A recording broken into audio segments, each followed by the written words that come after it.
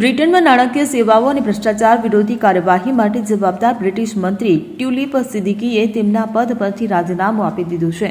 તેમણે આ નિર્ણય તેમની કાકી અને બાંગ્લાદેશમાંથી નાસી ગયેલા પૂર્વ વડાપ્રધાન શેખ હસીના સાથેના નાણાકીય સંબંધો અંગેના વિવાદ બાદ લીધો હતો.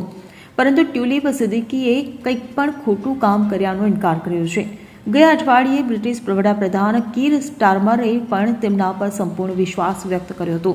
જો કે 2 મહિનામાં બીજી વખત કોઈ મંત્રીનું રાજીનામું સ્ટારમર માટે મોટો ફટકો મનાઈ રહ્યું છે. ઉલ્લેખનીય છે કે ડિસેમ્બરમાં બાંગ્લાદેશની તપાસમાં ટ્યુલિપ સિદ્દીકીનું નામ સામે આવ્યું હતું કે શું તેમનો પરિવાર બાંગ્લાદેશી માળખાકીય પ્રોજેક્ટ્સમાંથી ભંડોળના દુરુપયોગમાં સામેલ હતો. ભ્રષ્ટાચાર વિરોધી પંચે અબજો ડોલરની નાણાકીય ગેરરીતિઓનો આરોપ લગાવ્યો હતો, જેનાથી શેખ હસીના અને ટ્યુલિપ સિદ્દીકીને ફાયદો થયો હોઈ શકે છે. Bureau report CN24 news. હવે જુઓ દેશ દુનિયાની તમામ ખબરો તમારી આંગળીના ટેરવે. ઉઠાવો મોબાઈલ અને Google Play Store પરથી ડાઉનલોડ કરો અમારી CN24 ન્યૂઝ મોબાઈલ એપ.